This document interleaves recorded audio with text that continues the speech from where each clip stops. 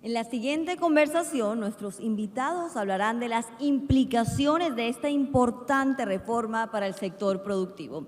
Damos paso a Ricardo Ávila, asesor senior de Casa Editorial El Tiempo, para moderar este panel. Ricardo, bienvenido y adelante con sus invitados. Muy buenas tardes. Soy Ricardo Ávila, analista senior del diario El Tiempo, y para mí es un verdadero gusto estar con todos ustedes en la tarde de hoy. Muchas gracias, Juan Camilo, por la invitación, y a todo el equipo de la asociación por el apoyo y el confiar en este servidor para moderar este panel sobre una de esas realidades que vienen con la nacionalidad colombiana. Reza el conocido dicho que en la vida solo hay dos cosas seguras: la muerte y los impuestos. Y en el caso concreto de Colombia,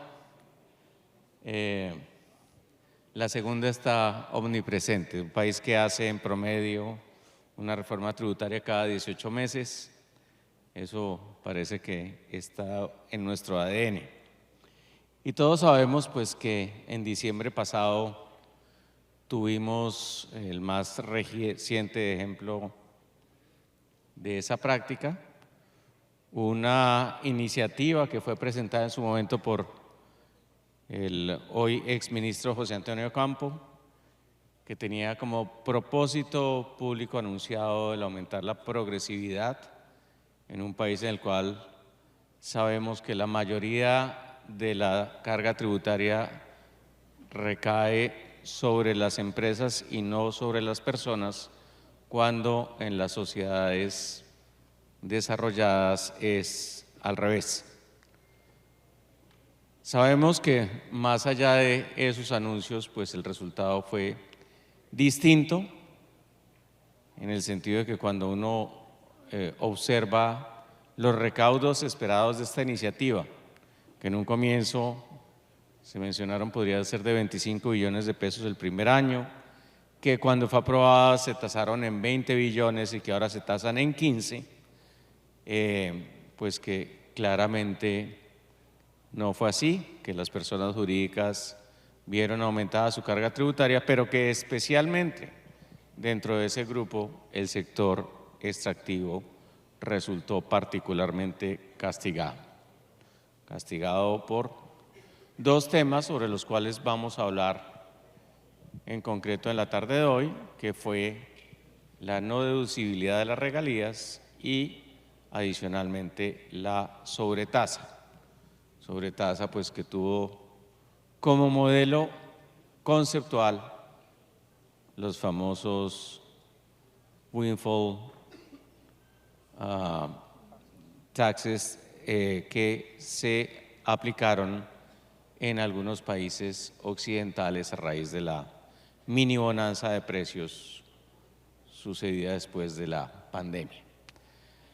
Entonces ese es como el enfoque. Obviamente este es un tema que no tiene una discusión teórica, sino que estoy absolutamente seguro que a los que están aquí sentados les duele literalmente en el bolsillo, y por esa razón pues es un asunto de primera importancia. Como bien lo ha conceptuado la asociación, pues incrementa dramáticamente las tasas de tributación efectiva y hace en algunos casos inviable el negocio que enfrenta múltiples desafíos, pero que, como bien dice el refrán, donde menos se espera salta la liebre, y esta liebre saltó bien alto. Entonces, sin más preámbulo, voy a pedirle a cada uno de los panelistas que por favor pues dé su opinión sobre, en general, pues sobre el tema de cómo observaron la reforma, y pasamos a partir de ahí a hablar de los dos puntos específicos a los cuales me referí. Quiero comenzar con doña Lucy para que por favor nos haga una primera intervención que por favor no pase de los 5 minutos.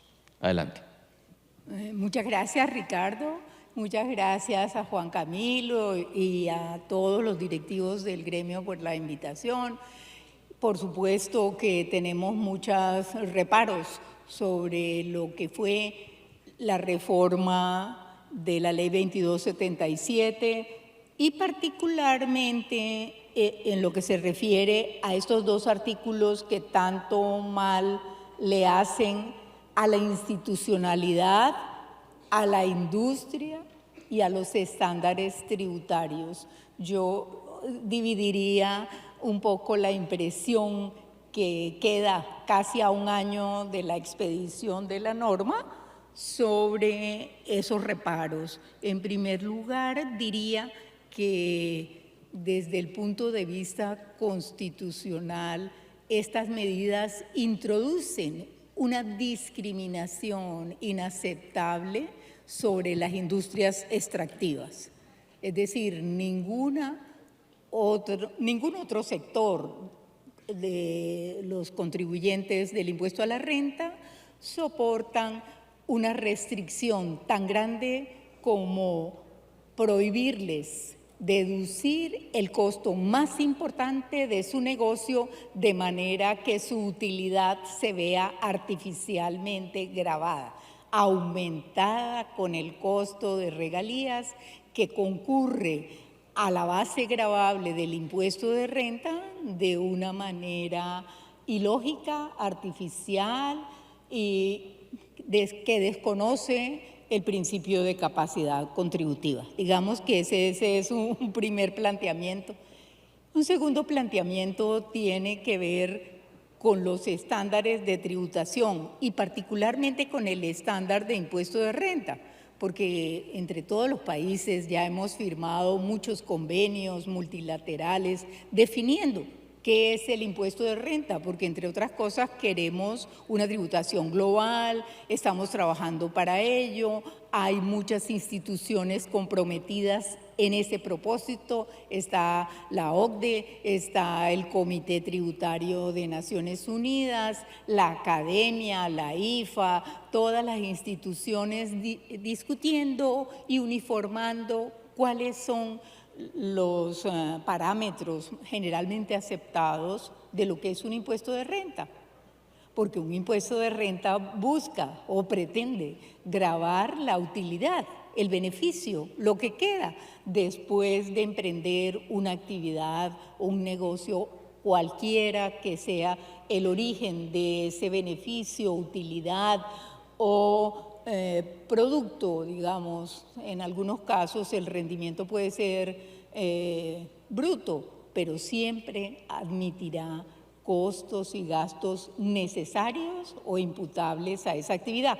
Y eso está definido en todos estos instrumentos de derecho blando y en todas las consideraciones que hemos hecho desde el derecho tributario en los últimos 20 años, por lo menos cuando estamos hablando de armonización. Entonces, esto es como un retroceso que le duele a uno porque lo ha trabajado también. Entonces, como que dice Colombia, ¿en qué momento tomó la decisión de retrasar nuevamente el curso de la dogmática tributaria 20 años atrás y decir que el costo más importante entonces no es deducible, sobre todo el tema de la deducibilidad? Y por otro lado, que era el tercer eje, pues considero que es también un retroceso respecto de la descentralización, porque al disminuir las regalías en el mediano o en el largo plazo, porque obviamente que en el primer plazo van a ser iguales, pero dentro de 5, 10, 15 años el sistema general de regalías va a verse afectado gravemente. Y si se afecta gravemente el sistema de regalías, se afecta también la descentralización de las regiones que son los destinatarios de estos recursos. Y yo dejaría los 5 minutos en ese punto como un abrebocas para ustedes. Excelente, muchas gracias. Juan Pablo, Por favor, la visión desde el Instituto Colombiano de Derecho Tributario. Muchas gracias, Ricardo. Decías hace un momento que Colombia tiene en su ADN inscrito una reforma tributaria cada 18 meses. Yo no creo. Yo creo que desde la expedición de la Constitución del 91, Colombia ha tenido muy pocas reformas tributarias. Ha tenido una gran cantidad de leyes de financiamiento fiscal, y son dos conceptos bien distintos. Y a esa categorización no escapa la Ley 2277. Es una ley de financiamiento fiscal más, que lo que busca es proveer los recursos para cubrir unas necesidades del corto plazo, abriendo cada vez un hueco más grande y sacrificando la estabilidad de las finanzas públicas en el mediano plazo. Medidas como las que hemos advertido que vamos a comentar van desafortunadamente en esa misma línea. Y desde el Instituto Colombiano de Derecho Tributario vemos con muchísima preocupación que medidas de ese talante se tomen para este sector o para cualquier otro sector de la actividad económica, porque es una verdadera distorsión de lo que significa el impuesto a la renta, el impuesto a las ganancias. No se pueden gravar utilidades que no son reales, no se pueden gravar utilidades que no son devengadas, no se pueden gravar utilidades que no reflejan una capacidad contributiva que es el sustrato de la obligación tributaria. Nuestra Constitución dice que todos estamos obligados a contribuir a la financiación de los gastos del Estado, pero dentro de conceptos de justicia y equidad. Y lo que aquí se debate es si verdaderamente el legislador del año 22 tenía o no facultades para haber tomado medidas como las que tomó.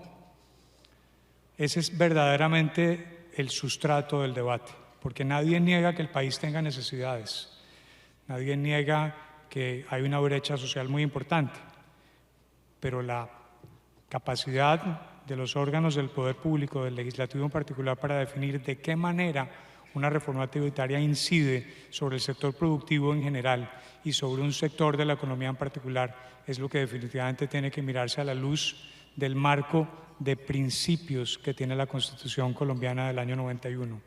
Es que los límites a la facultad del legislador están en el marco principialista de la Constitución.